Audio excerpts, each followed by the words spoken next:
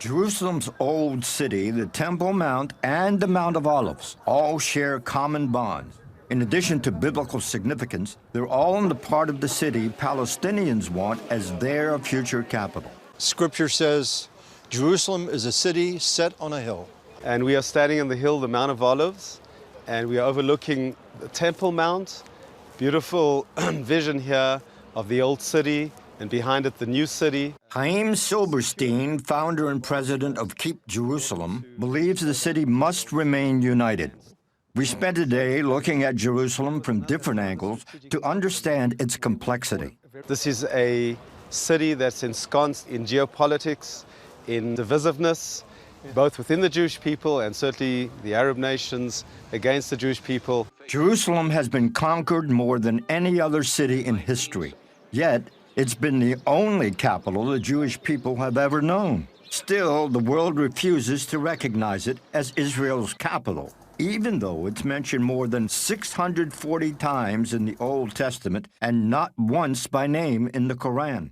Jerusalem is the capital of Israel. We know that over 3,000 years ago, King David came here, he conquered Jerusalem, and he set up his capital here. And for 1,000 years, Israel had sovereignty, the Jews had sovereignty in the land of Israel.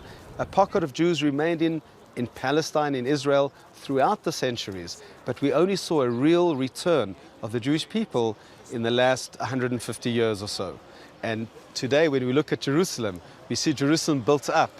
At what point was it that the Arabs, the Palestinians, made a determination that this was their capital? It was only when the Israelis liberated Jerusalem in '67 that they changed that, because they needed to get us out. So they then created this idea that they want a Palestinian state with Jerusalem as its capital. On the world stage, Jerusalem is typically divided between East and West. The newer Western city is primarily Jewish. The older Eastern section stretches from north to south. The majority of the city's Arabs live there, but so do an almost equal number of Jewish Israelis. With the city as it is now and the talk of dividing Jerusalem, is that realistic, a divided Jerusalem? I think that it would be a disaster of historic proportions and a huge mistake, because dividing up Jerusalem will create the exact opposite effect of peace. From 1949 to 1967, Jerusalem was divided, with Jordan controlling the eastern sector. During 1967's Six-Day War, Israel took back control. Silberstein took me to the battlefield that turned the tide. This is the actual spot where hand-to-hand combat took place here, is that correct? Correct. This was probably the toughest battle in Jerusalem during the Six-Day War. Between the west and Mount Scopus was Ammunition Hill, so it was critical to take this hill. The Bible calls Jerusalem the city of the great king, and it's seen many kings. In 1964, Jordan's King Hussein started building a hilltop palace on the northern edge of Jerusalem. The Six-Day War interrupted his plans. This site where we are now is not really the palace of King Hussein, but rather the palace of King Saul. From on high, it's easy to see why kings old and new would want to occupy this hill. We're looking eastwards, and we're actually looking into the Judean desert. Behind the Judean desert are the mountains of Moab, which is where Jordan is today. Oh. So we can see all the way to the Dead Sea and the Jordan Valley. What we see below us is the Jewish neighborhood of Pisgat Ze'ev, and to the north of that, Neve Yaakov. These two neighborhoods are basically nestled within Arab neighborhoods that are surrounding them.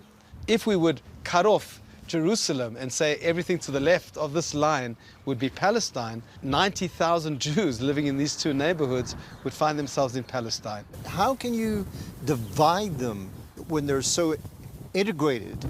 That is a rhetorical question. It is. Yes. Looking to the north, we could see biblical Judea and Samaria, otherwise known as the West Bank. In the distance, just 5 miles from Jerusalem, is Ramallah, the current seat of government for the Palestinian Authority. An important thing to understand when you want to understand the strategic issues facing Jerusalem, is what is the goal of the Arabs? They understand that Jerusalem is the heart of the Jewish people, and if they can liberate Jerusalem from their point of view, then they will have succeeded in liberating Israel ultimately. Silverstein believes the Arabs have three main ways they're working to liberate Jerusalem: by force, propaganda and diplomacy, and demography. What they're doing is building and building and building inside Jerusalem, largely illegal structures. In fact, have successfully created a territorial continuum that runs from Ramallah in the north, all the way through Jerusalem, through the Old City, to Bethlehem in the south. And by doing that, they will have infiltrated a demographic Trojan horse inside Jerusalem. Do you have hope for this city to eventually be whole? Do you see a good future ahead or no? Zechariah chapter 14 talks about what's happening here on the Mount of Olives. There'll be an earthquake here, there'll be a war, there'll be all kinds of unnatural things that are happening here. That's yet to happen. That's yet to happen in the future. But Zechariah ends the prophecy by saying, and Jerusalem will dwell secure. The question is how we will get there. The thing that is guaranteed to bring peace to Jerusalem is keeping Jerusalem united under Israeli sovereignty. And that certainly is the prelude to hopefully the incredible event that we hope and pray will happen later, which will be ultimate peace both to Jerusalem and the world.